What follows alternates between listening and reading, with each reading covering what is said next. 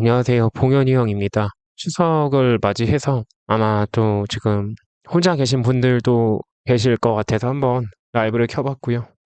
혼자 이것저것 좀 알아보고 있는데 노네임님, 봉현님 만약에 지금처럼 고금리, 중금리 상황이 계속되어도 역대 비트코인 반감기 사이클 때처럼 반감기 해인 24년, 반감기 다음 해인 25년에 비트코인이 크게 오를 거라고 생각하시는지요?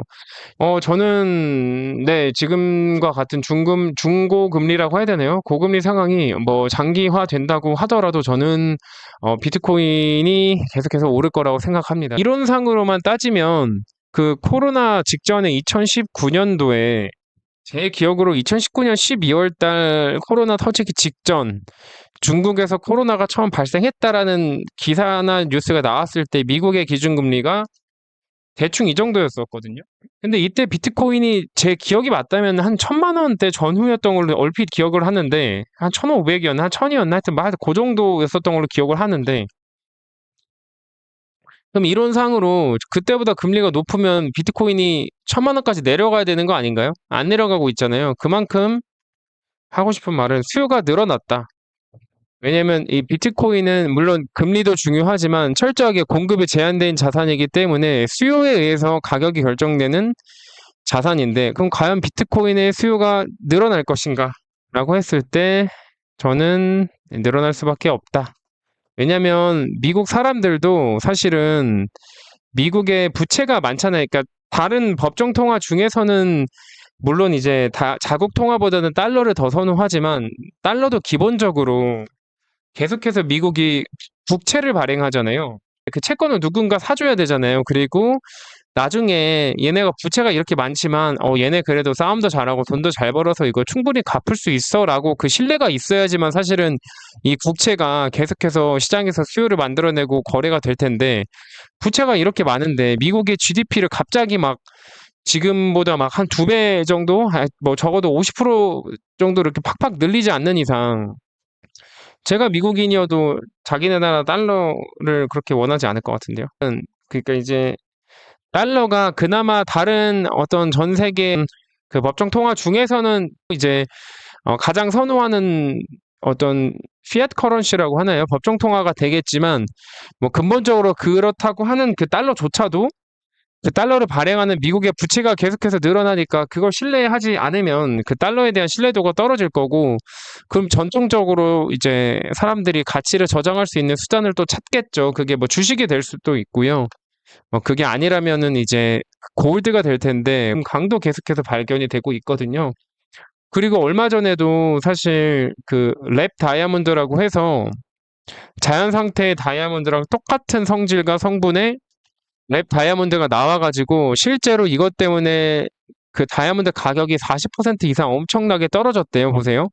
1캐럿이 100만 원대, 실험실 다이아몬드 열풍, 천연 다이아몬드 산 사람이 또 산다. 랩그로운 다이아 주목. 그러니까 이런 것만 보면 천연 다이아몬드 오븐 가격인데 화학적 성질이랑 물리적 성질이 100% 동일하대요.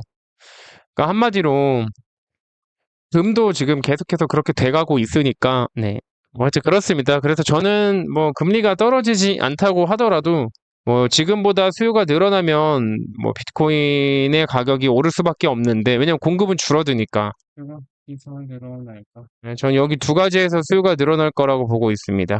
네, 이렇게 현물 ETF가 이제 내년에 승인되겠죠. 승인되면서 뭐 기관들의 수요가 늘어날 거고요.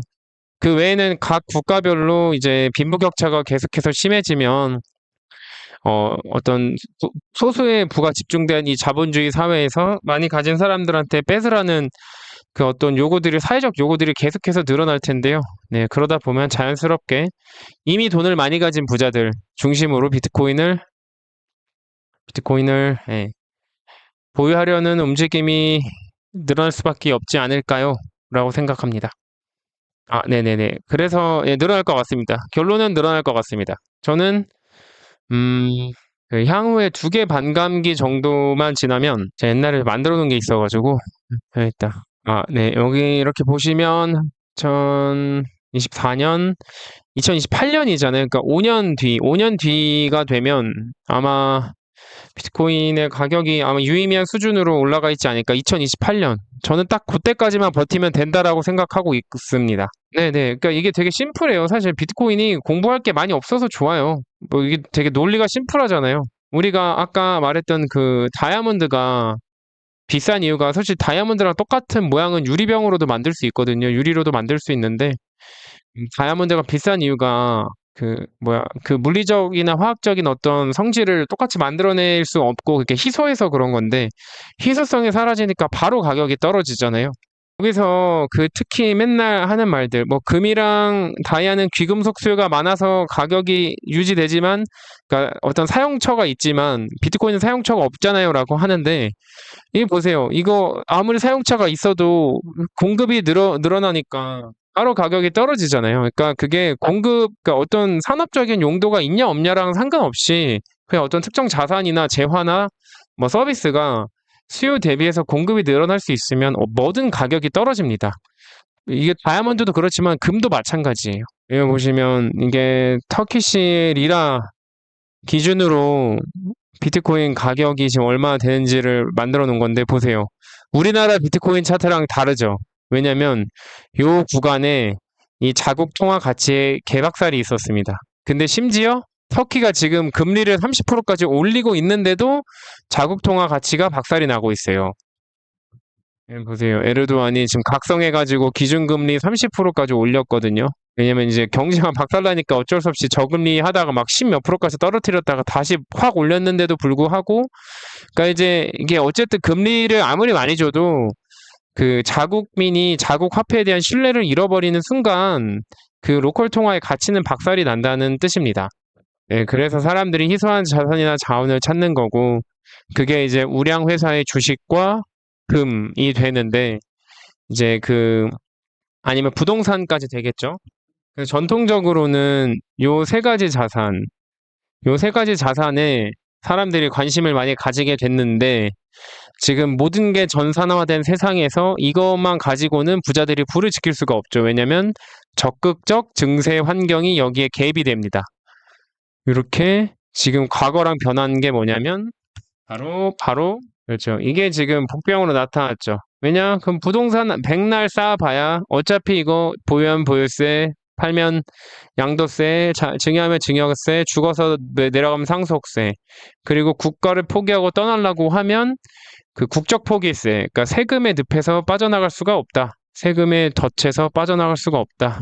그래서 부자들이 고민을 하던 끝에 찾아낸 것이 무엇이냐라고 하면 바로 유일한 탈출, 희망, 바로 비트코인. 바로 여기에 있습니다. 그래서 이것이 바로 희망이 됐다. 부자들의 희망입니다. 물론 서민들의 희망이 될 수도 있겠네요. 이런 나라에 사람들은 서민들한테도 희망이 될 수 있겠지만, 이런 나라에 사는 부자들한테도 희망. 그러면 보세요. 여기서 서민들의 희망이니까 수요가 늘고, 부자들한테도 희망이니까 수요가 늘어요. 그리고 아까 뭐라 그랬죠? 기관들, 현물 ETF, 여기 있네. 이렇게 수요가 늘어요. 이게 주식이 떨어진다는 얘기는 아니에요. 그러면 이거 수요 계속 느네요. 수요가 늘면 가격은? 네, 내년부터. 이 논리입니다. 이게 제 논리예요. 네. 그러니까 사람들이 이미 부자인 사람들의 넥스트 스텝인가요? 네. 하여튼 뭐 이런 마인드를 저는 갖고 있습니다.